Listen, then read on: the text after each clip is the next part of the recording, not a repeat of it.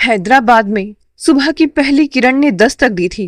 पक्षियों की चहचहाट खिड़की के कांच को चीरकर अंदर आ रही थी, लेकिन उस घर के भीतर एक अजीब बोझिल सी खामोशी पसरी हुई थी।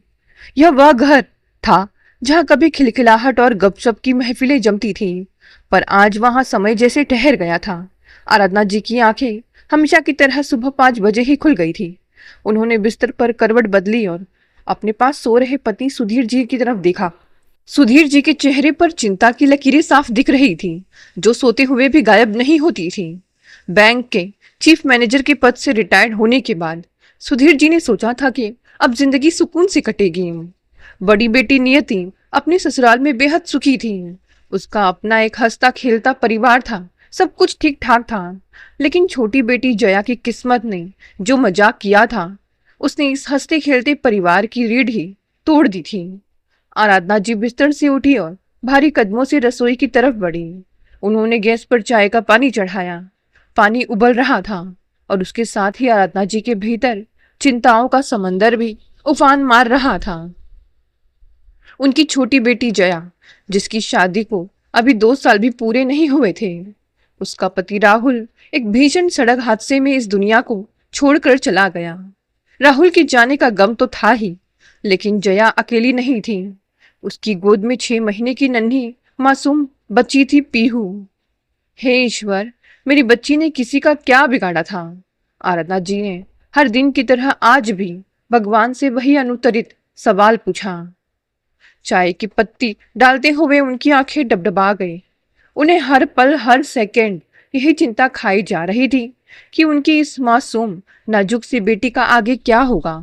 समाज की कड़वी नजरें, अकेलेपन का डंक और एक बच्ची को बिना पिता के पालने का यह पहाड़ जैसा संघर्ष जया कैसे झेलेगी? चाय छानकर आराधना जी ने एक कप सुधीर जी के लिए रखा और दूसरा कप लेकर वे दबी पांव जया के कमरे की ओर बढ़े। कमरे का दरवाजा आधा खुला हुआ था। अंदर का नजारा देखकर आराधना जी का कलेजा मुंह को आ गया। जया तैयार हो रही थी। उसने एक बेहद साधारण, बिना किसी बेल बूटे वाली सफेद सूती कुर्ती पहनी हुई थी। चेहरे पर ना कोई क्रीम थी, ना आंखों में काजल। जो आंखें कभी शरारत से चमका करती थी, आज उनके नीचे हल्के काले घेरे इस बात के गवाह थे कि रात उसने सोकर नहीं, बल्कि तकिए में मुंह छिपाकर रोते हुए काटी थी। वह अपने लंबे बालों को लापरवाही से बांध रही थी। जया बेटा, आराधना जी ने अपनी आवाज को जितना हो सके सामान्य रखने की कोशिश करते हुए पुकारा। जया ने चौंक कर मुड़ कर देखा। अरे माँ, आप क्यों उठ गई इतनी जल्दी? मैं बस दफ्तर के लिए निकलने ही वाली थी। अभी तो टाइम है बेटा, थोड़ा सा दलिया बना दूं, खाकर चली जाना। जया ने चाय का कप उठाया और खिड़की के पास जाकर बाहर देखने लगी। नहीं माँ, बिल्कुल भूख नहीं है, बस यह चाय पी लूंगी, उतना बहुत है। और आज दफ्तर में तिमाही क्लोजिंग है, तो मुझे आने में शायद शाम के 7 बज जाए। पीहू का दूध मैंने फ्रिज में रख दिया है, जब वह सोकर जागे तो आप और पापा मिलकर उसे पिला देना। आराधना जी ने अपनी बेटी के तने हुए थके हुए चेहरे को देखा। जया ने राहुल के जाने के बाद खुद को पूरी तरह एक खोल में बंद कर लिया था। वह अपने इस असहनीय दुख को कम करने के लिए, या यूं कहें कि अपने दिमाग को व्यस्त रखने के लिए, हैदराबाद की एक लॉजिस्टिक कंपनी में अकाउंटेंट की नौकरी करने लगी थी। घर पर उसका दम घुटता था, जहां राहुल की यादें हर कोने में बिखरी थी।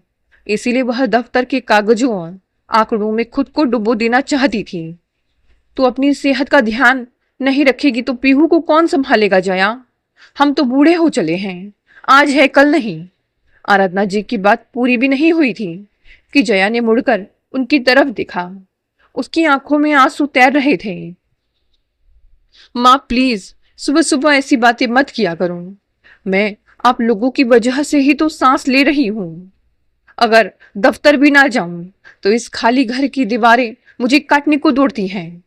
वहां कम से कम काम का दबाव मुझे पागल होने से बचाए रखता है। जया की आवाज में एक अजीब सी चीख थी, जो रोने को दबाने की कोशिश से पैदा हुई थी। तभी पालने से एक हल्की सी आवाज आई।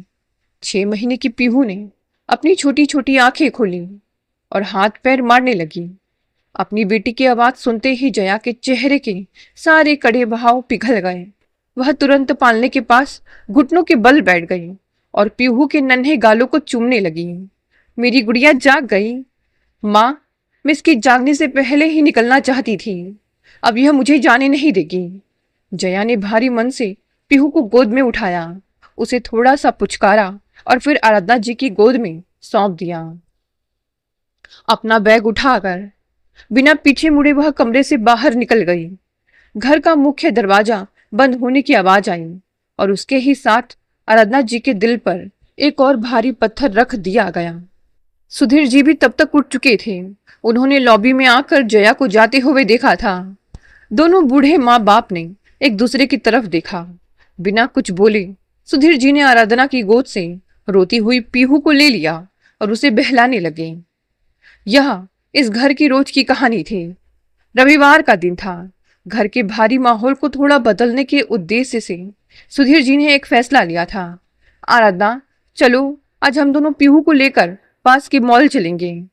तुम हफ्तों से इस घर से बाहर नहीं निकली हो। जया तो आज संडे को भी दफ्तर का कुछ पेंडिंग काम करने गई है। अगर हम भी ऐसे ही घर में बंद रहे तो बीमार पड़ जाएंगे। आराधना जी का बिल्कुल मन नहीं था। उन्हें लगता था कि जब उनकी बेटी की जिंदगी उजड़ चुकी है तो उन्हें किसी भी तरह से मनोरंजन या बाहर घूमने का कोई अधिकार नहीं है। लेकिन सुधीर जी के बार बार टोकने और पीहू के मासूम चेहरे को देखकर वे मना नहीं कर पाए। इस समय मॉल में पैर रखने की जगह नहीं थी। चारों तरफ रंग बिरंगी रोशनियां, ब्रांडेड शोरूम और लोगों की खिलखिलाहट गूंज रही थी। खुशहाल परिवार, हंसते हुए जोड़े और शॉपिंग करते युवा। इस चमक धमक भरी दुनिया को देखकर आराधना जी को भीतर ही भीतर और अकेलापन महसूस हो रहा था। उन्हें लग रहा था कि दुनिया कितनी सामान्य गति से चल रही है, लेकिन उनकी जया इस उम्र में सफेद और सादे कपड़े पहनने पर मजबूर है और यहाँ लोग खुशियों के समंदर में डूब रहे हैं। वे लोग मॉल के पहले फ्लोर पर स्थित एक बड़ी साड़ियों के शोरूम के पास से गुजर रहे थे। आराधना जी की नजर वहां काउंटर पर खड़ी एक महिला पर पड़ी। वह महिला सिल्क की साड़ियों को उलट पुलट कर देख रही थी और सेल्समैन से कुछ कह रही थी। उसकी पीठ आराधना जी की तरफ थी, लेकिन उसकी आवाज, उसके खड़े होने का अंदाज आराधना जी के दिमाग में बिजली की तरह कौंध गया। उदयपुर गर्ल्स कॉलेज, कॉलेज का वह कॉरिडोर जहां दो लड़कियां एक ही टिफिन से पराठे खाया करती थी। साधना। आराधना जी के मुंह से यह नाम बेहद धीमे से निकला, जैसे उन्हें खुद अपनी आंखों पर यकीन ना हो। साड़ियों को देख रही महिला ने शायद उस जानी पहचानी आवाज को सुन लिया था। वह झटके से मुड़ी। उसके चेहरे पर वक्त की झुर्रियां आ चुकी थी। आंखों पर चश्मा था, लेकिन उन आंखों की चमक और चेहरे की बनावट बिल्कुल नहीं बदली थी। आराधना, अरे भगवान, आराधना तुम! साधना के हाथ से साड़ी का पल्लू छूट गया। सुधीर जी मुस्कुराते हुए इस अद्भुत मिलन को देख रहे थे। साधना, तुम यहाँ? मुझे तो विश्वास ही नहीं हो रहा। तुम तो उदयपुर में थी ना? आराधना जी ने अपने आंसू पोंछते हुए कहा। अरे सब बताती हूँ, पहले तू बता, तू यहाँ हैदराबाद में क्या कर रही है? और ये? साधना ने सुधीर जी की तरफ देखते हुए पूछा।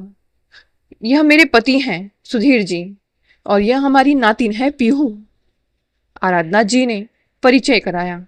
सुधीर जी ने हाथ जोड़कर नमस्ते किया। साधना ने पीहू को देखा और उसके गालों को सहलाया। अरे वाह, कितनी प्यारी बच्ची है। सुधीर जी नमस्कार। आराधना, सच में कुदरत का खेल भी निराला है। मैं अभी कुछ ही महीने पहले पूरी तरह हैदराबाद शिफ्ट हुई हूँ। मेरा बेटा अर्णव यहाँ एक बहुत बड़ी कंपनी में काम करता है। चलो सामने कैफे है, वहां बैठकर बातें करते हैं। आज तो मैं तुम्हें जाने नहीं दूंगी। शोरूम के ठीक सामने एक शांत कॉफी शॉप थी। चारों वहां जाकर बैठ गए। सुधीर जी ने पीहू को अपनी गोद में ले लिया ताकि दोनों सहेलियां खुलकर बात कर सके। साधना जी ने कॉफी का ऑर्डर देने के बाद आराधना का हाथ अपने हाथ में ले लिया। आराधना, कॉलेज के बाद हमारी शादियां हुई, फिर शहर बदले और धीरे धीरे खत मिलने बंद हो गए। मैंने तुम्हें फेसबुक पर भी बहुत ढूंढा, पर तुम मिली नहीं। हाँ, मैं इन सब सोशल मीडिया से दूर ही रहती हूँ, आराधना ने कहा। पर साधना, तुम यहाँ हैदराबाद में किसके साथ रहती हो? तुम्हारा परिवार? साधना ने एक गहरी सांस ली। उसकी आंखों में एक पल के लिए उदासी की परछाई लहराई, पर उसने उसे तुरंत छिपा लिया। यह मेरा अपना फ्लैट है। मैं, मेरा 32 साल का बेटा अर्णव और मेरी बड़ी ननंद कुमुद जी, हम तीनों साथ रहते हैं। अर्णव एक मल्टीनेशनल कंपनी में सीनियर सॉफ्टवेयर आर्किटेक्ट है। बहुत अच्छा कमाता है, स्वभाव का भी बहुत हीरा है। लेकिन साधना ने रुककर एक ठंडी सांस भरी। लेकिन क्या साधना, सब ठीक तो है ना? आराधना ने उत्सुकता से पूछा। क्या बताऊं यार, उसकी उम्र 32 साल हो गई है। मैं पिछले 3 साल से उसके लिए लड़कियां ढूंढ ढूंढ कर थक गई हूँ। अच्छे से अच्छे खानदान और सुंदर से सुंदर लड़कियों के रिश्ते आते हैं, पर पता नहीं उस लड़के के दिमाग में क्या है। उसे कोई लड़की पसंद ही नहीं आती। जब भी शादी की बात चलाओ, हंसकर टाल देता है या साफ मना कर देता है। आराधना, तेरी नजर में कोई अच्छी, संस्कारी और पढ़ी लिखी लड़की हो तो बताना यार। अब मैं चाहती हूं कि उसके हाथ पीले हो जाएं और मुझे पोती पोती का सुख मिले। मेरी ननंद भी आए दिन इस बात पर घर में आसमान सिर पर उठाए रखती है। आराधना जी ने साधना की बात बहुत ध्यान से सुनी। उनके मन में एक पल के लिए आया कि वे अपनी जया के बारे में बताएं, लेकिन उन्होंने खुद को रोक लिया। अर्णव बिल्कुल कुंवारा था, इतने बड़े पद पर था। वे अपनी विधवा और बच्चे वाली बेटी का जिक्र करके इस पहली ही मुलाकात के खुशनुमा माहौल को भारी नहीं करना चाहती थी। हाँ साधना, जरूर, अगर मेरी नजर में कोई ऐसी लड़की हुई तो मैं तुम्हें जरूर बताऊंगी, आराधना ने मुस्कुराते हुए कहा। दोनों ने एक दूसरे के फोन नंबर एक्सचेंज किए, घरों के पते नोट किए और बहुत जल्द दोबारा मिलने के वादे के साथ मॉल से विदा ली। आराधना जी जब घर लौट रही थी तो उनके चेहरे पर दिनों बाद एक हल्की सी रौनक थी, जो उनकी पुरानी सखी के मिलने से आई थी। मॉल की उस मुलाकात के बाद आराधना और साधना के बीच फोन पर बातचीत का सिलसिला काफी तेज हो गया था। दोनों रोज घंटों फोन पर अपने पुराने दिनों को याद करती। आखिरकार 2 हफ्ते बाद आराधना जी ने तय किया कि वे साधना और उसके पूरे परिवार को अपने घर रविवार के रात के खाने पर बुलाएंगे। रविवार की दोपहर से ही आराधना जी के घर में हलचल तेज थी। सुधीर जी बाजार से ताजा पनीर, सब्जियां और फल लेकर आए थे। आराधना जी रसोई में तरह तरह के पकवान बनाने में व्यस्त थी। मटर पनीर, दाल मखनी, रायता और गर्मा गर्म पूड़ियों की खुशबू पूरे घर में अब महक रही थी। जया ने दोपहर में माँ की मदद करने की कोशिश की, लेकिन उसका मन बहुत आसान था। माँ, मेहमान आ रहे हैं तो मेरा वहां बैठना क्या जरूरी है? मैं अपने कमरे में पीहू के साथ ही रहूंगी। वैसे भी मुझे नए लोगों से मिलना अच्छा नहीं लगता, आराधना जी ने प्यार से डांटते हुए कहा। जया, वह कोई नए लोग नहीं है। साधना मेरी सहेली है, बिल्कुल मेरी बहन जैसी, और उसका बेटा और ननंद आ रहे हैं। तू ऐसे कमरे में छुप कर बैठेगी तो उन्हें कैसा लगेगा? कम से कम चाय और स्टार्टर्स सर्व करने तो तुझे आना ही होगा। जया ने भारी मन से माँ की बात मान ली। शाम के ठीक 7 बजे दरवाजे की घंटी बजी। सुधीर जी ने जाकर दरवाजा खोला। बाहर साधना, उनका बेटा अर्णव और उनकी ननंद कुमुद जी खड़े थे। आइए आइए, बहुत बहुत स्वागत है आपका, सुधीर जी ने हाथ जोड़कर कहा। अर्णव ने आगे बढ़कर सबसे पहले सुधीर जी और फिर आराधना जी के पैर छुए। अर्णव को पहली बार देखकर आराधना जी के मुंह से आशीर्वाद निकला। जीते रहो बेटा, खूब तरक्की करो। अर्णव का व्यक्तित्व वास्तव में बेहद प्रभावशाली था। लगभग 6 फीट लंबा कद, चौड़े कंधे, साफ गेहुआ रंग और चेहरे पर एक बेहद सलीके से ट्रिम की हुई दाढ़ी। उसकी आंखों में एक अजीब सी चमक और आत्मविश्वास था। वह जिस तरह से बात कर रहा था उसमें कहीं कोई बनावट या झिझक नहीं थी। उनके पीछे कुमुद जी ने घर में प्रवेश किया। कुमुद जी की उम्र लगभग 65 वर्ष थी। उन्होंने कड़क सूती साड़ी पहनी हुई थी। बालों में चांदी का रंग ज्यादा था और उनके चेहरे के हाव भाव बेहद कड़े थे। उनकी आंखें घर के एक एक कोने का इस तरह मुआयना कर रही थी मानो वो किसी टैक्स इंस्पेक्टर की तरह आई हो। उनके चेहरे पर एक अजीब सी अकड़ थी, जो अमूमन उन लोगों में आ जाती है जो जीवन भर अकेले रहते हैं। सब लोग बैठक में सोफे पर बैठ गए। सुधीर जी और अर्णव के बीच देश की अर्थव्यवस्था और सॉफ्टवेयर इंडस्ट्री को लेकर औपचारिक बातचीत शुरू हो गई। अर्णव जिस बेबाकी और स्पष्टता से अपने विचार रख रहा था, सुधीर जी उससे काफी प्रभावित दिख रहे थे। तभी रसोई से जया चाय और समोसे की ट्रे लेकर बैठक में आई। उसने आज भी एक बहुत ही साधारण हल्के गुलाबी रंग का सूट पहना हुआ था, जिसमें कोई चमक धमक नहीं थी। उसके बाल पीछे बंधे थे। उसने सबसे पहले कुमुद जी के पैर छुए, फिर साधना जी के। जीती रहो बेटी, साधना ने मुस्कुराते हुए उसके सिर पर हाथ रखा। लेकिन जब कुमुद जी ने जया को ऊपर से नीचे तक देखा तो उनकी भौहें थोड़ी सिकुड़ गई। बिना बिंदी, बिना चूड़ियों के इस लड़की का यह सादगी भरा रूप उन्हें थोड़ा खटका।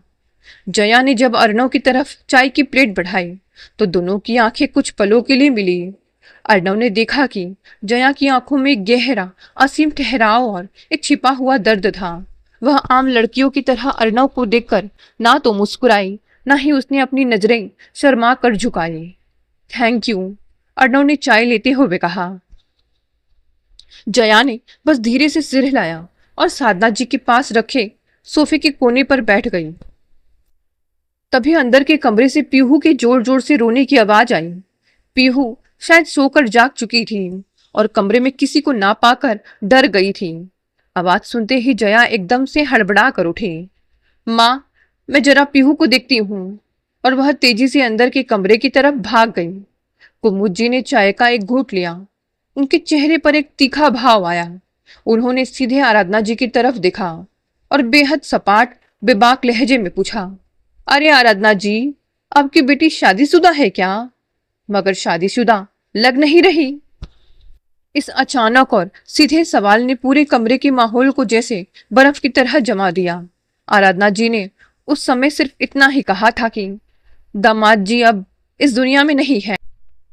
यह सुनकर साधना जी का दिल दहल गया, लेकिन कुमुद जी की मौजूदगी के कारण वह उस दिन ज्यादा कुछ नहीं पूछ पाई।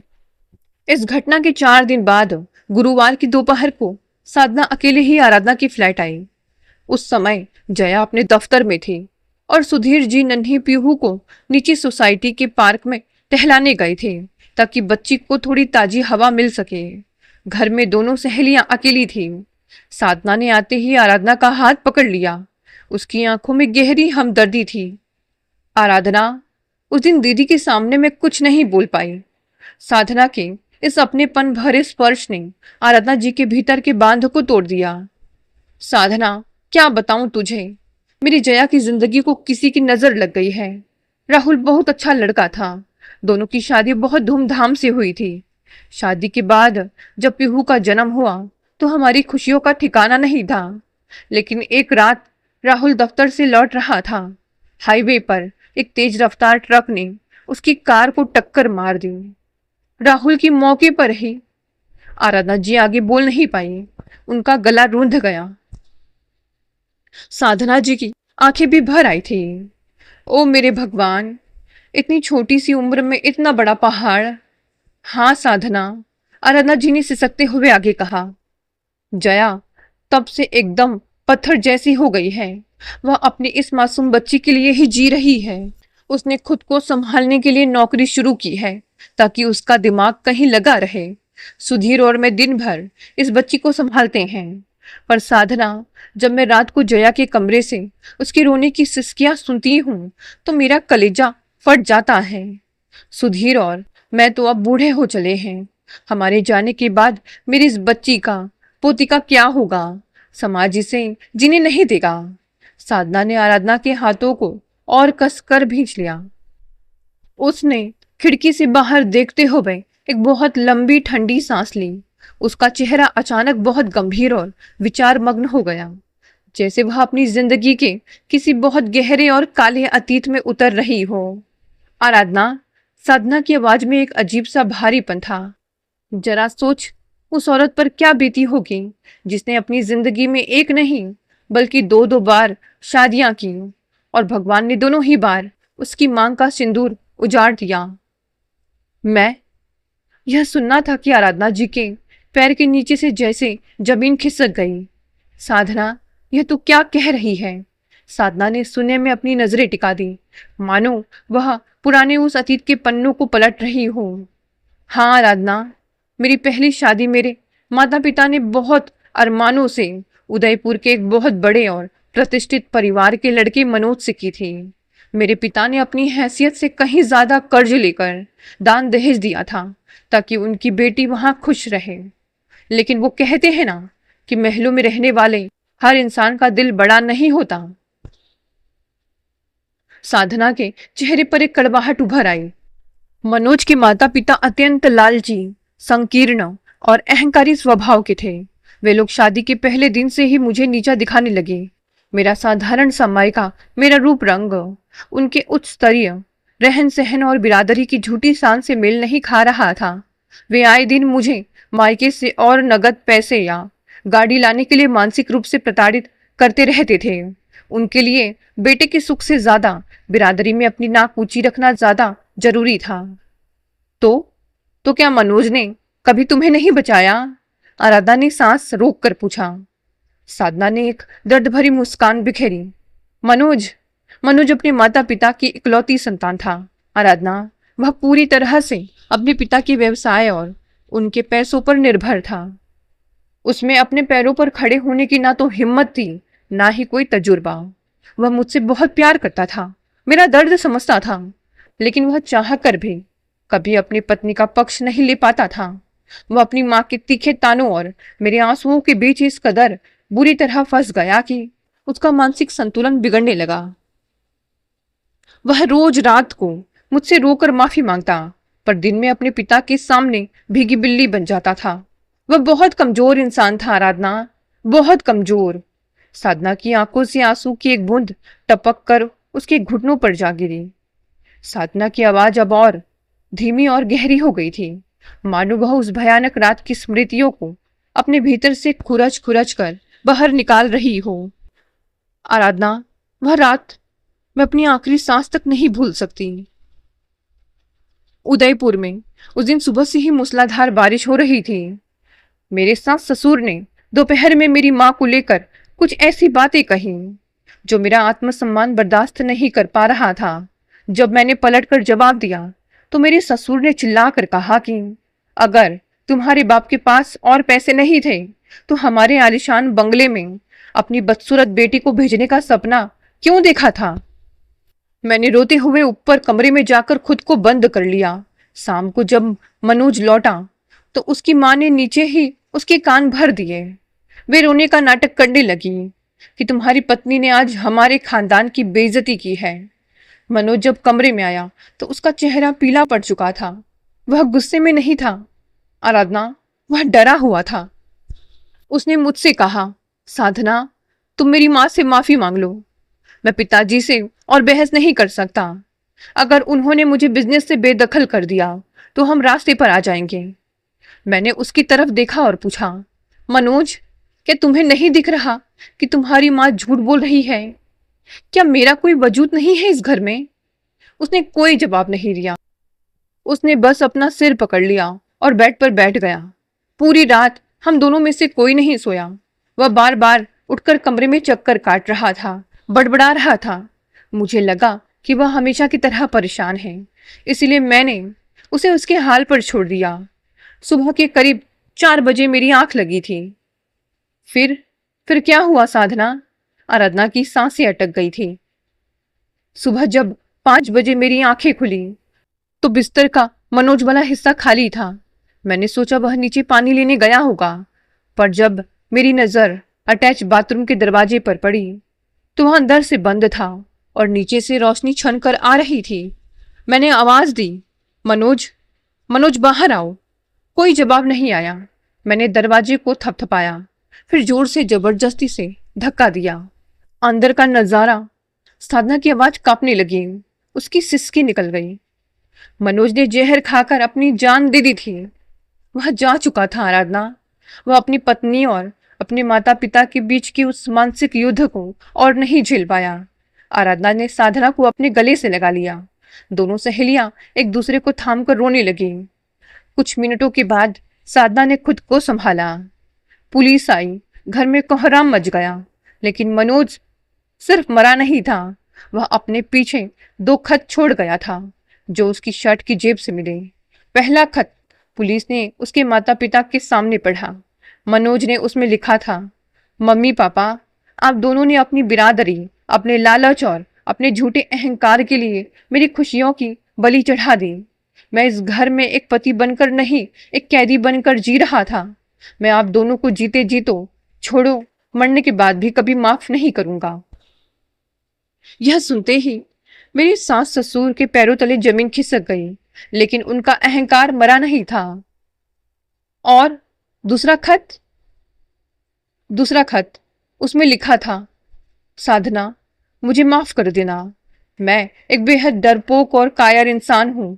मैंने तुमसे शादी तो की, लेकिन तुम्हें वह सम्मान और सुरक्षा नहीं दे सका जिसकी तुम हकदार थी। मैं अपने पैरों पर खड़ा होने की हिम्मत नहीं जुटा पाया। तुम मेरे जैसा कायर जीवन साथी डिजर्व नहीं करती।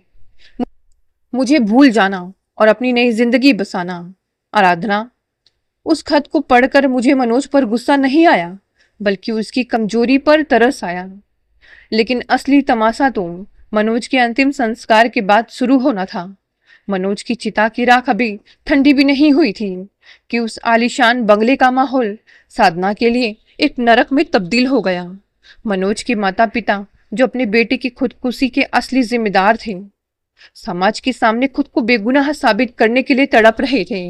उन्हें डर था कि बिरादरी के लोग उन पर उंगली उठाएंगे कि उनके लालच ने उनके इकलौते बेटे की जान ले ली।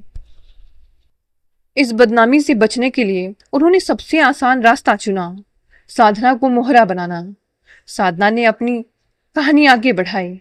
मेरी सास ने बिरादरी की औरतों के सामने रो रो कर कहना शुरू कर दिया कि यह लड़की ही मनहूस है, इसके कदम हमारे घर में क्या पड़े। हमारे हंसते खेलते बेटे की मति मारी गई। यह आए दिन मनोज को हमसे अलग होने के लिए उकसाती थी, उसे तंग करती थी। इसी के तानों से तंग आकर मेरे सीधे साधे बच्चे ने यह आत्मघाती कदम उठाया है। मेरे ससुर ने तो हद ही पार कर दी।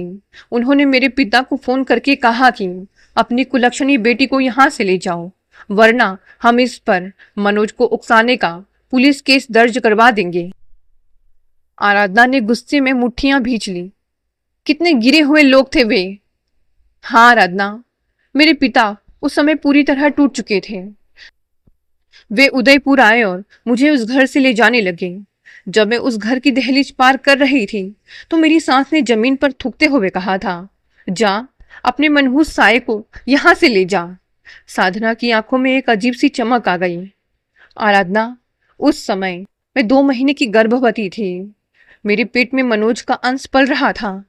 मेरी माँ चाहती थी कि मैं यह बात तुरंत अपने सास ससुर को बता दूं, ताकि वे बच्चे के मोह में मुझे वापस बुला लें, लेकिन मैंने साफ इनकार कर दिया। मैंने अपनी माँ से कहा, जो लोग मेरी गरिमा को पैरों तले कुचल चुके हैं, उन्हें मैं अपने बच्चे की परछाई भी नहीं छूने दूंगी। मैं उनसे अपना बदला इस तरह लूंगी कि वे जीवन भर अपने इकलौते बेटे की आखिरी निशानी के लिए तरसते रह जाएंगे, पर उन्हें कभी पता नहीं चलेगा कि उनका पोता इस दुनिया में है। यह मेरी खामोश बगावत थी। आराधना, मैंने वह घर हमेशा के लिए छोड़ दिया और अपने मायके लौट आई। अब मेरा पूरा ध्यान सिर्फ अपने पेट में पल रहे बच्चे पर था। मैं रोज सुबह उठती, अपने पिता के साथ गीता का पाठ करती और खुद को मानसिक रूप से मजबूत बनाती। आखिरकार उदयपुर के एक अस्पताल में मैंने एक स्वस्थ सुंदर बेटे को जन्म दिया। जब नर्स ने उसे मेरी गोद में रखा तो उसकी बड़ी बड़ी आंखें बिल्कुल मनोज जैसी थी, पर उसके चेहरे पर एक अजीब सा तेज था। मैंने उसका नाम रखा अर्णव। अर्णव के आने से घर में थोड़ी खुशियां तो आई, लेकिन संघर्ष और बढ़ गया। साधना के पिता की पेंशन बहुत कम थी। बच्चे के दूध, दवाइयों और घर के खर्चों को पूरा करना मुश्किल होता जा रहा था। साधना ने समझ लिया था कि वह जीवन भर अपने बूढ़े माता पिता पर बोझ बनकर नहीं रह सकती। उसने अपने बेटे के भविष्य के लिए खुद को तैयार करना होगा। जब अर्णव केवल 6 महीने का था, साधना ने याद करते हुए कहा, मैंने घर पर ही बच्चों को ट्यूशन पढ़ाना शुरू किया। सुबह से लेकर देर रात तक मैं बच्चों को पढ़ाती, फिर अर्णव की देख रेख करती। देखते देखते 2 साल बीत गए। अर्णव अब तुतलाकर माँ बोलने लगा था और चलने लगा था। वह मेरी जिंदगी का इकलौता सहारा बन चुका था, लेकिन ईश्वर को मेरी परीक्षा अभी और लेनी थी। अर्णव के दूसरे जन्मदिन के कुछ ही दिनों बाद मेरे पिता को दिल का दौरा पड़ा और वे हमें छोड़कर चले गए। उनके जाने के सदमे को मेरी माँ बर्दाश्त नहीं कर पाई और 6 महीने के भीतर वे भी शांत हो गई। अब उस पूरे शहर में, उस पूरी दुनिया में मैं और मेरा अर्णव बिल्कुल अकेले रह गए थे। मेरे पास ना तो कोई बड़ी जमा पूंजी थी और ना ही कोई सहारा। अपने माता पिता के गुजर जाने के बाद साधना ने समझ लिया था कि उदयपुर में रहकर ट्यूशन पढ़ाने में उसका और अर्णव का गुजारा नहीं होने वाला। उसे एक परमानेंट और बेहतर नौकरी की तलाश थी। उसने अपनी ग्रेजुएशन की डिग्री निकाली और नौकरियों के लिए अप्लाई करना शुरू किया। किस्मत से उसे उदयपुर की ही प्राइवेट कंपनी में नौकरी मिल गई। वेतन बहुत ज्यादा नहीं था, लेकिन इतना जरूर था कि वह अर्णव के साथ अपनी गृहस्थी चला सके। उसी दफ्तर में विनय जी अकाउंट डिपार्टमेंट के हेड थे। विनय जी स्वभाव से अत्यंत शांत, गंभीर और कम बोलने वाले इंसान थे। उनकी उम्र उस समय लगभग 36 वर्ष हो चुकी थी, लेकिन उन्होंने तब तक शादी नहीं की थी। दफ्तर के लोग पीठ पीछे बातें करते थे कि विनय जी बड़े अजीब हैं, इस उम्र तक कुंवारे बैठे हैं, पर असलियत कुछ और थी। विनय जी के माता पिता का देहांत बहुत पहले हो चुका था और उनके कंधों पर उनकी बड़ी बहन कुमुद की जिम्मेदारी थी, जिनकी स्वभाव की उग्रता और उम्र बीत जाने के कारण शादी नहीं हो पाई थी। विनय जी ने अपनी बहन की देखरेख में अपनी जवानी खपा दी थी। मैं दफ्तर में सिर्फ अपने काम से काम रखती थी। साधना ने आगे बताना शुरू किया। लंच के समय भी मैं अपने टेबल पर बैठकर घर से लाया हुआ पराठा खाती थी और अर्णव के बारे में सोचती रहती थी, जिसे मैंने एक डे केयर में छोड़ा हुआ था। विनय जी अक्सर मेरी टेबल के पास से गुजरते थे। वे बहुत सलीके से मुझसे फाइलों के बारे में पूछते, पर उनकी आंखों में कभी कोई गलत भाव नहीं होता था। वे अक्सर देखते थे कि मैं कैसे एक एक पैसे का हिसाब रखती हूँ। एक दिन अर्णव को बहुत तेज बुखार आ गया। डे केयर से फोन आया तो मैं दफ्तर में ही रोने लगी। मेरे पास हाफ डे की लीव भी नहीं बची थी। साधना ने मुस्कुराते हुए विनय जी की याद को अपने जेहन में ताजा किया। तभी विनय जी मेरी टेबल पर आए। उन्होंने बिना कुछ पूछे अपनी गाड़ी की चाबी मेरी तरफ बढ़ा दी और कहा, साधना जी, आप तुरंत घर जाइए, अर्णव को डॉक्टर के पास ले जाइए। दफ्तर के रजिस्टर में आपकी पूरी हाफ डे लीव मैं खुद अप्रूव कर दूंगा। आराधना, वह पहली बार था जब किसी पुरुष ने मुझ पर बिना किसी स्वार्थ की दया दिखाई थी। उस दिन के बाद से विनय जी का झुकाव मेरी तरफ और मेरा सम्मान उनके प्रति बढ़ने लगा। दिन हफ्तों में और हफ्ते महीनों में बदलने लगे। विनय जी अब अक्सर लंच के समय साधना के लिए अपनी बहन के हाथ का बना हुआ कुछ विशेष खाना लेकर आते। अर्णव भी अब विनय जी को पहचानने लगा था। जब भी वे कभी साधना को घर छोड़ने आते तो अर्णव उनकी गोद में कूद जाता था। विनय जी के भीतर का खालीपन अर्णव के भोलेपन से भरने लगा था। एक शाम दफ्तर के सभी लोग जा चुके थे। साधना अपनी फाइल समेट रही थी कि विनय जी उसके केबिन में आए। उनके हाथ में हमेशा की तरह उनकी डायरी थी, पर उनके चेहरे पर एक अजीब सी घबराहट थी।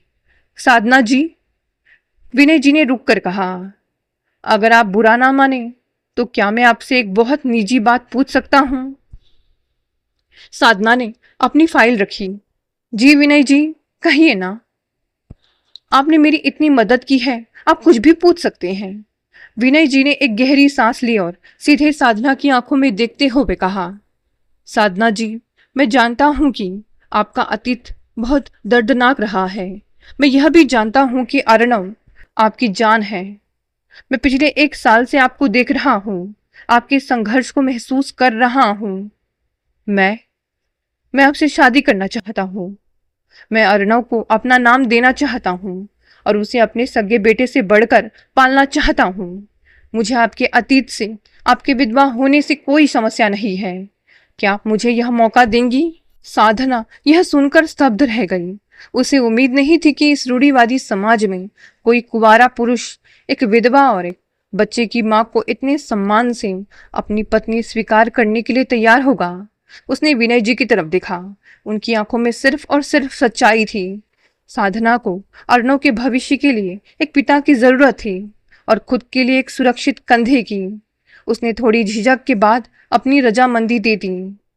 लेकिन विनय जी ने मुझसे एक बात कही थी, साधना ने आराधना का हाथ दबाते हुए कहा। उन्होंने कहा था, साधना, मेरे घर में सिर्फ मेरी बड़ी बहन कुमुद है। उसकी शादी नहीं हुई है, इसीलिए उसका स्वभाव थोड़ा चिड़चिड़ा और कड़क है। वह शायद इस शादी का विरोध करे, पर तुम फिक्र मत करना, मैं उसे संभाल लूंगा। और वही हुआ। आराधना, जब विनय जी ने घर पर मेरी और अर्णव की बात बताई तो कुमुद दीदी ने घर में कोहराम मचा दिया। वे चिल्लाने लगी कि एक कुंवारे भाई के लिए मैं एक बच्चे वाली विधवा को इस घर की बहू कभी नहीं बनने दूंगी। पर विनय जी अपनी बात के पक्के थे। उन्होंने दीदी से साफ कह दिया, दीदी, अगर आपको इस घर में रहना है तो साधना को सम्मान देना होगा, क्योंकि शादी तो मैं इसी से ही करूंगा। विनय जी के इस कड़े रुख के सामने कुमुद दीदी को झुकना पड़ा, लेकिन उनके दिल की कड़वाहट कभी खत्म नहीं हुई। विनय और साधना की शादी बेहद सादगी से एक मंदिर में हुई। शादी के बाद साधना विनय जी के पुश्तैनी घर में आ गई। शुरुआत के कुछ महीने कुमुद जी ने साधना से बिल्कुल बात नहीं की। वे अर्णव को देखकर अपना मुंह फेर लेती थी, लेकिन साधना ने कभी पलटकर उनसे बहस नहीं की। वह सुबह सुबह उठकर कुमुद जी के लिए चाय बनाती, उनके पैर छूती और उनकी हर कड़वी बात को मुस्कुराकर पी जाती। धीरे धीरे विनय जी के प्यार और साधना के सब्र ने घर का माहौल थोड़ा बदला। सबसे बड़ा चमत्कार अर्णव ने किया। अर्णव स्वभाव से बहुत प्यारा बच्चा था। वह अक्सर कुमुद जी के कमरे में चला जाता और उनकी साड़ी का पल्लू पकड़ कर कहता, बुआ जी मुझे कहानी सुनाओ। कुमुद जी का कड़क दिल भी उस मासूम के आगे धीरे धीरे पिघलने लगा। हालांकि वे ऊपर से हमेशा कड़क बनी रही। विनय जी ने अपने वादे के मुताबिक अर्णव को कभी यह एहसास नहीं होने दिया कि वे उसके सगे पिता नहीं हैं। उन्होंने अर्णव का दाखिला शहर के सबसे अच्छे स्कूल में कराया। जब अर्णव बड़ा हुआ तो विनय जी घंटों उसके साथ बैठकर उसकी पढ़ाई में मदद करते रहते थे। अर्णव भी विनय जी को अपनी जान से ज्यादा चाहता था। घर में हंसी खुशी के दिन गुजर रहे थे। अर्णव ने अपनी स्कूली पढ़ाई पूरी की, फिर उसका सिलेक्शन एक नामी इंजीनियरिंग कॉलेज में हो गया।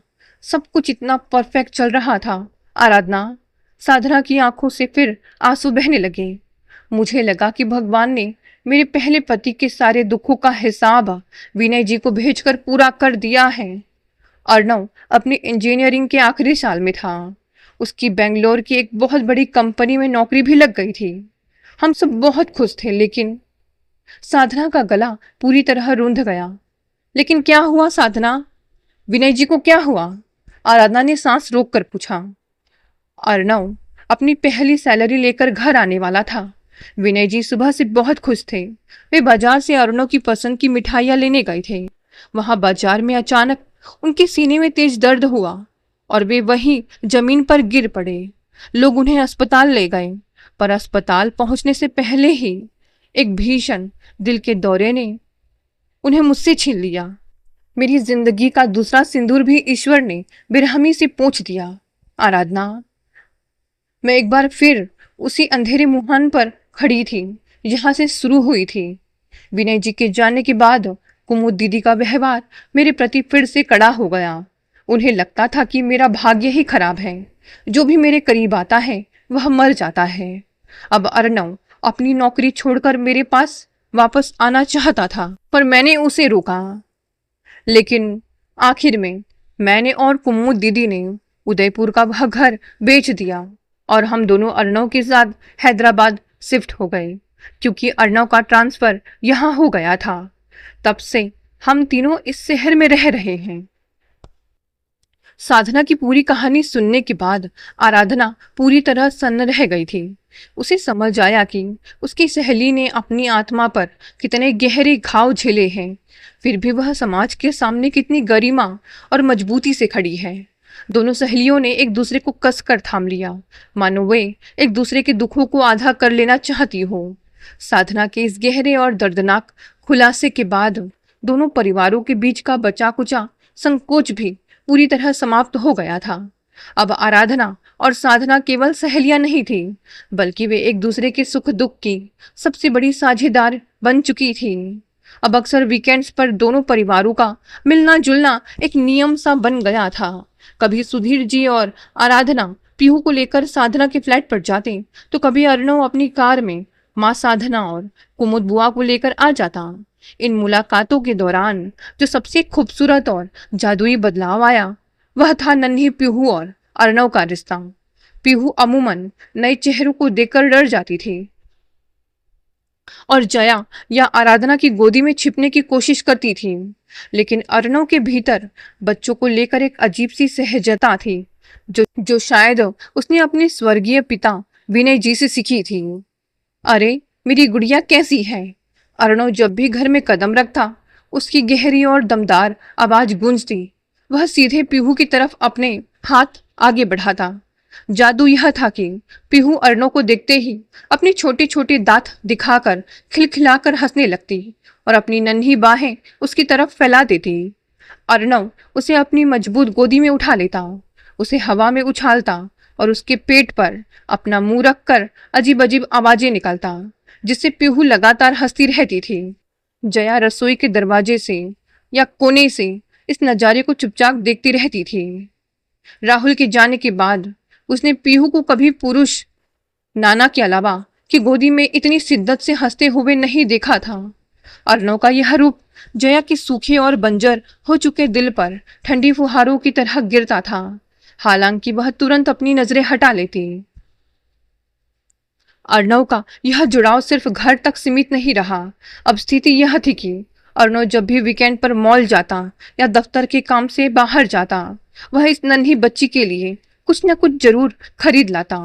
कभी वह पीहू के लिए गुलाबी रंग की सुंदर सी फ्रॉक लाता, कभी उसके लिए घूमने वाले म्यूजिकल खिलौने, तो कभी कोई बहुत बड़ा सॉफ्ट टॉय। अर्णव बेटा, तुम इतनी महंगी चीजें क्यों लाते हो इसके लिए? अभी यह बहुत छोटी है, आराधना जी अक्सर उसे टोकती। अर्णव हंसकर बेहद बेबाकी से जवाब देता, आंटी, पीहू के चेहरे की मुस्कान से ज्यादा कीमती दुनिया की कोई चीज नहीं है, और वैसे भी मैं इसके लिए नहीं, अपने खुद के सुकून के लिए लाता हूँ। जब यह मेरे लायक खिलौनों से खेलती है तो मुझे लगता है कि मेरा पूरा हफ्ता सफल हो गया। अर्णव की स्पष्टता और आत्मीयता का सुधीर जी और आराधना के दिल पर गहरा असर हो रहा था। अर्णव और जया की उम्र में केवल 1 से 1.5 साल का ही फासला था। दोनों ही पढ़े लिखे और कामकाजी थे, इसीलिए उनके बीच धीरे धीरे एक स्वाभाविक और बौद्धिक बातचीत का सिलसिला शुरू हो गया। जब भी दोनों परिवार बैठते, आराधना जी और साधना जी पुरानी यादों में खो जाते। कुमुद बुआ टीवी पर कोई धार्मिक सीरियल देखने लगती और अर्णव सोफे पर जया के पास बैठकर दफ्तर, कॉर्पोरेट लाइफ और हैदराबाद के ट्रैफिक को लेकर बातें शुरू कर देता। अर्णव का व्यवहार जया के प्रति कभी भी सहानुभूति वाला नहीं होता था। वह उससे एक बेबस विधवा की नजर से नहीं दिखता था, बल्कि एक स्वतंत्र, कामकाजी और स्वाभिमानी महिला की तरह उसका सम्मान करता था। यही कारण था कि जया, जो आम तौर पर लोगों से बात करने में कतराती थी, अर्णव के सामने सहज होने लगी थी। जया, तुम्हारी कंपनी का जो नया लॉजिस्टिक सॉफ्टवेयर आया है, मैंने उसके रिव्यू पढ़े हैं, वह काफी स्लो है ना? एक शाम अर्णव ने चाय का कप रखते हुए पूछा। जया ने अर्णव की तरफ देखा। उसकी आंखों में दिनों बाद एक प्रोफेशनल चमक आई। हाँ अर्णव जी, बिल्कुल सही कहा आपने। हमारे अकाउंट डिपार्टमेंट में डेटा एंट्री करते समय वह बार बार हैंग हो जाता है, हमें बहुत परेशानी होती है। फिक्र मत करो, मैं तुम्हें एक छोटा सा एक्सेल कोड बना कर दूंगा, उससे तुम्हारा आधा काम बिना सॉफ्टवेयर के ही सेकंड में हो जाएगा, अर्णव ने बेहद सहजता से कहा। अगले ही दिन अर्णव ने जया के फोन पर वह कोड भेज दिया और उसे कॉल करके समझाया कि इसे कैसे इस्तेमाल करना है। जया को अर्णव की यह बिना किसी झिझक के मदद करने की आदत बहुत अच्छी लगी। वह जब भी अर्णव को देखती, उसे लगता कि समाज में जहाँ लोग उसे एक टूटे हुए शीशे की तरह देखते हैं, वही अर्णव उसे एक मुकम्मल इंसान की तरह देखता है। अर्णव के दिल में भी जया की सादगी, उसकी गरिमा और अपनी बेटी के प्रति उसका असीम समर्पण एक गहरा स्थान बनाता जा रहा था। अब अर्णव ने तय कर लिया था कि अगर वह अपनी जिंदगी में किसी को लाएगा तो वह सिर्फ और सिर्फ जया होगी। अर्णव उन पुरुषों में से नहीं था जो अपनी भावनाओं को छुपा कर रखे या समाज के डर से सही कदम उठाने में हिचकिचाए। वह हर मामले में बेहद स्पष्टवादी और निडर था। उसने पिछले 6 महीनों में जया को बहुत करीब से देखा था और उसे समझ आ गया कि जया ही वह लड़की है जिसके साथ वह अपनी पूरी जिंदगी बिताना चाहता है। वह पीहू का पिता बनने के लिए पूरी तरह तैयार था। शनिवार की एक शांत शाम थी। ड्राइंग रूम में साधना जी सोफे पर बैठकर स्वेटर बुन रही थी और कुमुद बुआ पास ही बैठी किताब पढ़ रही थी। अर्णव दफ्तर से लौटा। उसने अपनी कार की चाबी मेज पर रखी, सोफे पर आकर बैठा और अपनी शर्ट की आस्तीनें ऊपर चढ़ाने लगा। उसके चेहरे पर एक अजीब सा दृढ़ संकल्प था। माँ, बुआ जी, मुझे आप दोनों से एक बहुत ही जरूरी और गंभीर विषय पर बात करनी है, अर्णव ने अपनी गहरी आवाज में कहा। साधना जी ने अपनी बुनाई रोकी और मुस्कुराकर उसकी तरफ देखा। हाँ बोल अर्णव, बेटा क्या बात है? आज बड़ा गंभीर दिख रहा है। दफ्तर में सब ठीक तो है ना? दफ्तर में सब बिल्कुल ठीक है माँ। बात मेरी निजी जिंदगी की है। पिछले काफी समय से आप लोग मेरे लिए लड़कियां ढूंढ रहे हैं और मैं मना कर रहा हूँ। आज मैं आपको बताना चाहता हूँ कि मैंने अपने लिए जीवन साथी चुन लिया है, अर्णव ने सीधे साधना की आंखों में देखते हुए कहा। यह सुनते ही कुमुद बुआ ने अपनी किताब बंद की और उत्सुकता से आगे बढ़ी। अरे वाह, कौन है वह लड़की? किस बड़े खानदान की है? सुंदर तो है ना? अर्णव, तूने बताया क्यों नहीं पहले? अर्णव ने एक गहरी सांस ली और बिना किसी हिचकिचाहट के पूरी स्पष्टता से बोला। बुआ जी, वह लड़की आराधना आंटी की छोटी बेटी जया है। मैं जया से शादी करना चाहता हूँ और पीहू को अपना नाम देना चाहता हूँ। मैंने यह फैसला बहुत सोच समझ कर लिया है। यह सुनना था कि जैसे उस शांत कमरे में बिजली गिर गई हो। कुमुद बुआ का चेहरा गुस्से से एकदम लाल हो गया। उनकी आंखें फटी की फटी रह गई। साधना जी के हाथ से बुनाई का कांटा नीचे फर्श पर गिर गया। कमरे की पूरी हवा जैसे एक झटके में भारी हो गई। क्या कहा तूने? दोबारा बोलना अर्णव। कुमुद बुआ सोफे से झटके से उठकर खड़ी हो गई। उनकी आवाज में एक तीखापन और गुस्सा था जो पूरे घर में गूंज उठा। तेरा दिमाग खराब हो गया है अर्णव, या उस आराधना की बेटी ने तुझ पर कोई जादू टोना कर दिया है? तू तू कुंवारा लड़का है, इतनी बड़ी कंपनी का हेड है। वह एक विधवा और एक बच्चे की माँ को इस घर की बहू बनाकर लाएगा? साधना जी भी इस अचानक हुए खुलासे से पूरी तरह अचकचा गई। अर्णव बेटा, तू ये क्या कह रहा है? जया बहुत अच्छी लड़की है, उसका दुख बहुत बड़ा है, पर तू कुंवारा है, समाज क्या कहेगा? बिरादरी में हम क्या मुंह दिखाएंगे? कुमुद बुआ का गुस्सा अब 7वें आसमान पर पहुंच चुका था। वे पूरे ड्राइंग रूम में पैर पटकते हुए चक्कर काटने लगी और उनका सारा गुस्सा साधना जी पर फूट पड़ा। साधना, यह सब तुम्हारी उस सहेली आराधना की सोची समझी चाल है। मैं पहले दिन से देख रही हूँ कि कैसे वह अपनी विधवा बेटी को हमारे सीधे साधे कमाऊ लड़के के आगे कर रही थी, कभी चाय के बहाने, कभी खाने के बहाने। और तुम अपनी उस सहेली के मोह में अंधी हो चुकी थी। उसने अपनी मनहूस बेटी को ठिकाने लगाने के लिए मेरे अर्णव को अपने जाल में फंसा लिया। बुआ जी, अपनी जुबान संभालिए। अर्णव अपनी जगह से खड़ा हो गया। उसकी आवाज में ऐसी कड़कड़ाहट थी जिसने कुमुद बुआ को एक पल के लिए खामोश कर दिया। जया या आराधना आंटी के बारे में एक भी अपशब्द मैं बर्दाश्त नहीं करूंगा। यह फैसला पूरी तरह मेरा है, इसमें उनका कोई हाथ नहीं है, ना ही उन्हें कुछ पता है। पर कुमुद बुआ रुकने वाली नहीं थी। उन्होंने अपनी छाती पर हाथ मारते हुए चिल्ला कर कहा, अरे मैं क्यों ना बोलूं? एक बार मेरे भाई विनय ने जो गलती की थी, एक विधवा को इस घर की रानी बनाकर लाया था, वही इतिहास आज उसका बेटा इस घर में दोबारा दोहराने जा रहा है। विनय ने तो जो किया सो किया, पर मैं जीते जी इस घर में दोबारा वही इतिहास दोहराने नहीं दूंगी। मैं एक बच्चे वाली विधवा औरत को इस घर की कुलवधू कभी नहीं बनने दूंगी। अर्णव, अगर तूने उस लड़की से शादी की तो मेरा मरा हुआ मुंह दिखेगा।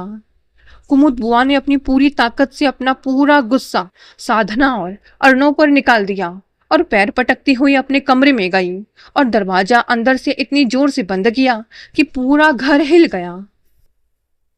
बुआ के जाने के बाद ड्राइंग रूम में एक भारी दबोचने वाली खामोशी पसर गई थी। साधना जी सोफे पर बैठ गई और उन्होंने अपना सिर दोनों हाथों में थाम लिया। कुमुद बुआ की बातें उनके दिल के पार हो चुकी थी। विधवा, बच्चे वाली, इतिहास दोहराना, ये सारे शब्द साधना के जहन में पुराने घाव को हरा कर रहे थे। अर्णव अपनी माँ के पास आया और उनके घुटनों के पास फर्श पर बैठ गया। उसने साधना जी के कांपते हुए हाथों को अपने हाथों में लिया। माँ, क्या आपको भी लगता है कि पिताजी ने आपसे शादी करके कोई गलती की थी? साधना जी ने चौंक कर अर्णव की तरफ देखा। उनकी आंखों से आंसू बह निकले। नहीं अर्णव बेटा, ऐसा मत कह। विनय जी तो देवता थे। उन्होंने मुझे जो जिंदगी दी उसका एहसान मैं 7 जन्मों में नहीं चुका सकती। तो फिर माँ, आज जब आपका बेटा वही सही कदम उठाने जा रहा है तो आप समाज के डर से पीछे क्यों हट रही हैं? अर्णव की आवाज में एक गहरा आत्मविश्वास और दृढ़ता थी। मैं जया से सहानुभूति के कारण शादी नहीं कर रहा हूँ। मैं उसे पसंद करता हूँ, उसका सम्मान करता हूँ। वह एक बेहद पवित्र और स्वाभिमानी लड़की है। और पीहू, पीहू तो मेरी जान बन चुकी है। बुआ जी चाहे जितना चिल्लाएं, चाहे जितना विरोध करें, मेरा यह फैसला अंतिम है। मैं शादी करूंगा तो सिर्फ जया से, वरना मैं जीवन भर कुंवारा रहूंगा। मुझे आपकी स्वीकृति चाहिए, समाज की नहीं। अर्णव का यह अडिग रुख और उसकी आंखों की सच्चाई देखकर साधना जी का दिल भीतर तक हिल गया। वे अपने बेटे के चेहरे को देखती रहीं, जिसमें उन्हें विनय जी की वही दृढ़ता और ईमानदारी दिखाई दे रही थी जिसने कभी उनका हाथ थामा था। उस रात साधना जी के कमरे की बत्ती देर रात तक जलती रही। वे बिस्तर पर लेटी हुई थीं, पर उनकी आंखों में नींद का एक कतरा भी नहीं था। बुआ के कमरे से अभी भी सिसकियों और बड़बड़ाने की आवाज आ रही थी। साधना के भीतर एक बहुत बड़ा वैचारिक युद्ध चल रहा था। उसने खुद से सवाल किया, साधना, आज तू कहाँ खड़ी है?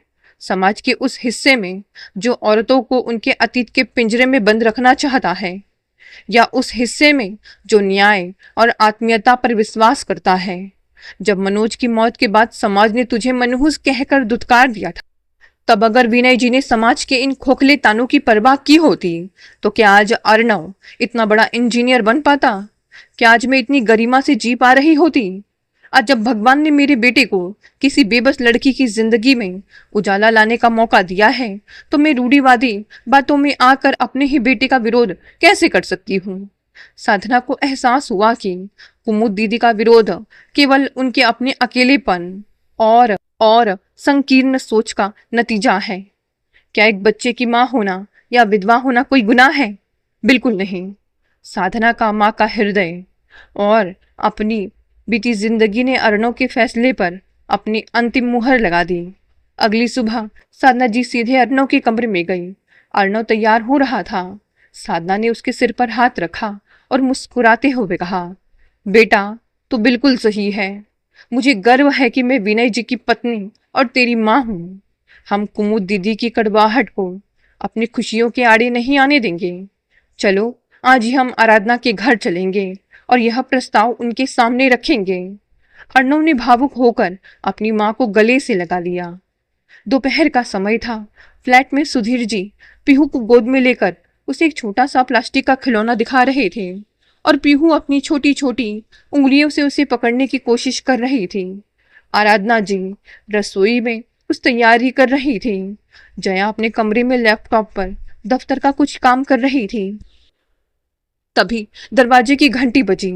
सुधीर जी ने जाकर दरवाजा खोला तो बाहर साधना और अर्णव खड़े थे। कुमुद बुआ उनके साथ नहीं थी। अरे साधना, अर्णव बेटा, तुम लोग अचानक दोपहर में, सब ठीक तो है ना? सुधीर जी ने उन्हें अंदर बुलाते हुए पूछा। हाँ सुधीर जी, सब बिल्कुल ठीक है, बस कुछ बहुत जरूरी बात करनी थी, साधना ने कहा और वे दोनों बैठक में सोफे पर बैठ गए। आराधना जी भी रसोई से हाथ पोंछती हुई बाहर आ गई। साधना और अर्णव के चेहरे की गंभीरता देखकर आराधना जी का दिल थोड़ा सा धड़का। साधना ने बिना किसी भूमिका के सीधे आराधना का हाथ अपने हाथों में लिया और बेहद आत्मीय स्वर में कहा, आराधना, मैं आज यहाँ तुम्हारी बचपन की सहेली बनकर नहीं आई हूँ। मैं आज एक माँ बनकर अपने बेटे अर्णव के लिए तुम्हारी छोटी बेटी जया का हाथ मांगने आई हूँ। अर्णव जया से विवाह करना चाहता है और पीहू को अपना नाम देकर उसे एक पिता का प्यार देना चाहता है। क्या तुम हमें अपनी बेटी सौंपोगी? यह सुनना था कि आराधना जी अवाक होकर साधना और फिर अर्णव की तरफ देखने लगी। सुधीर जी भी अपनी जगह पर स्तब्ध रह गए। जिस चिंता ने उनके बूढ़े कंधों को झुका दिया था, उसका ऐसा खूबसूरत समाधान ईश्वर ने उनके सामने भेज दिया था। आराधना जी की आंखों से खुशी के आंसू अविरल रूप से बहने लगे। उनका गला पूरी तरह रूंध गया था। तभी अपने कमरे के दरवाजे पर खड़ी जया ने साधना जी की यह बात सुन ली थी। उसके हाथ से फाइल नीचे गिर गई। वह लगभग हाफती हुई आंखों में आंसू भरे बैठक में आई। उसका पूरा शरीर कांप रहा था। नहीं माँ, नहीं साधना आंटी, यह नहीं हो सकता। जया ने जोर जबरदस्ती से सिर हिलाते हुए रोना शुरू कर दिया। अर्णव जी बहुत अच्छे इंसान हैं। उनका पूरा भविष्य आगे पड़ा है। वे कुंवारे हैं। समाज में उनका एक बड़ा मुकाम है। मैं उनके जीवन में कोई सामाजिक बदनामी या बोझ बनकर नहीं आना चाहती। कृपया मुझ पर यह एहसान मत कीजिए। मुझे मेरे हाल पर छोड़ दीजिए। जया का आत्मसम्मान और उसका पुराना डर उसे पीछे खींच रहा था। वह समाज के उन तीखे तीरों से डर रही थी जो अक्सर ऐसी शादियों पर छोड़े जाते हैं। उसकी नानुकुर और उसके आंसू देखकर कमरे का माहौल भावुक हो गया। अर्णव अपनी जगह से उठा। वह अत्यंत शांत और धीमे कदमों से जया के पास आया। उसने जया से एक सुरक्षित दूरी बनाए रखी, पर उसकी आंखों में जो सम्मान और दृढ़ता थी, उसने जया को अपनी तरफ देखने पर मजबूर कर दिया। जया, अर्णव की आवाज में एक अजीब सा सुकून था। आप खुद को बोझ या एहसान की वस्तु क्यों समझ रही हैं? क्या किसी हादसे में अपने जीवन साथी को खो देना कोई अपराध है? जहां तक पीहू की बात है, तो मैं उससे उतना ही प्यार करता हूँ जितना इस दुनिया में कोई भी पिता अपनी सगी संतान से कर सकता है। मुझे समाज की रूढ़ियों, बिरादरी के तानों से कोई फर्क नहीं पड़ता। मैं यह शादी किसी दया या सहानुभूति के तहत नहीं कर रहा हूँ। मैं यह शादी आपके प्रति मेरे मन में जो असीम सम्मान है, जो प्रेम है, उसके कारण करना चाहता हूँ। क्या आप मुझे पीहू का पिता बनने का हक नहीं देंगी? अर्णव के इन शब्दों ने जया के भीतर के सारे तर्कों को एक पल में धाराशाही कर दिया। साधना जी भी उठकर जया के पास आई और उन्होंने उसे अपने गले से लगा लिया। जया बेटा, जो दौर आज तुम देख रहे वो मैं बहुत साल पहले देख चुकी हूँ। एक अकेली औरत के लिए इस समाज में अपनी गरिमा के साथ जीना और एक बच्चे को पालना कितना मुश्किल है, मुझसे बेहतर कोई नहीं जानता। जब विनय जी ने मेरा हाथ थामा था, तब अर्णव 2 साल का था। आज अर्णव जो कुछ भी है, उसे सही फैसले की वजह से है। अर्णव तुम्हें और पीहू को वो सारी खुशियां देगा जिसके तुम हकदार हो। अपनी माँ की सहेली पर भरोसा रखो बेटा। आराधना जी ने भी रोते हुए जया का हाथ पकड़ा। जया मेरी बच्ची, तू कब तक राहुल के गम में खुद को इस अंधेरे कमरे में बंद रखेगी? भगवान ने अगर तेरी जिंदगी में अर्णव जैसा हीरा भेजा है, तो अपनी किस्मत का रास्ता मत रोक। हमारी खातिर, इस नन्ही पीहू के खातिर हाँ कर दे बेटा। सुधीर जी ने भी आगे बढ़कर जया के सिर पर हाथ रखा। जया, एक पिता होने के नाते मैं तुमसे भीख मांगता हूँ। अर्णव जैसा लड़का हमारी बच्ची को कभी दुखी नहीं रखेगा। जया ने चारों तरफ देखा। उसे अर्णव की आंखों में अडिग सच्चाई दिखी। अपनी माँ और पिता के चेहरे पर दिनों बाद आई राहत की चमक दिखी और साधना आंटी का वह ममतामयी आलिंगन मिला जिसने उसके सारे डरों को सोख लिया था। उसने पीहू की तरफ देखा जो अर्णव को देखकर अपनी छोटी छोटी बाहें फैला रही थी। जया का सुरक्षा कवच पूरी तरह टूट गया। उसने अर्णव की तरफ देखा और धीरे से अपना सिर सहमति में हिला दिया। बैठक में खुशियों की लहर दौड़ गई। जया की रजामंदी मिलने के बाद शादी की तैयारियां बहुत सादगी से शुरू की गई। कुमुद बुआ ने हालांकि अंत तक इस शादी का विरोध किया और वे शादी के किसी भी फंक्शन में शामिल नहीं हुई। पर अर्णव और साधना ने उनके गुस्से को नजरअंदाज कर दिया। वे जानते थे कि समय के साथ कुमुद बुआ का गुस्सा भी पीहू की तोतली आवाज सुनकर पिघल जाएगा। शादी के दिन हैदराबाद के एक होटल में बेहद सादगी से अर्णव और जया का विवाह संपन्न हुआ। जया ने एक सुंदर लाल रंग की साड़ी पहनी थी। उसके चेहरे पर कोई भारी मेकअप नहीं था, पर उसकी आंखों में अब अवसाद के काले घेरों की जगह एक नया सवेरा और उम्मीद की चमक थी। अर्णव ने सफेद कुर्ता पायजामा पहना हुआ था। जब अर्णव ने जया की मांग में सिंदूर भरा और उसके गले में मंगलसूत्र पहनाया, तो आराधना और साधना दोनों सखियों के आंसू रुक नहीं रहे थे। यह जीत थी रूढ़ियों पर आत्मीयता की, समाज के खोखले तानों पर एक माँ के विश्वास की। शादी की रस्में पूरी होने के बाद अर्णव ने सबसे पहले पीहू को अपनी गोद में उठाया। पीहू ने अर्णव के गले में पड़ी फूलों की माला को अपनी नन्ही उंगलियों से पकड़ लिया और खिलखिलाकर हंस पड़ी। बाहर सूरज पूरी तरह से उग चुका था और उसकी सुनहरी किरणें इस नए रूढ़ि मुक्त और स्नेही परिवार पर अपनी आशीष बरसा रही थी। दोस्तों, ये कहानी यही समाप्त हो गई। धन्यवाद दोस्तों, मिलते हैं अगली नई कहानी।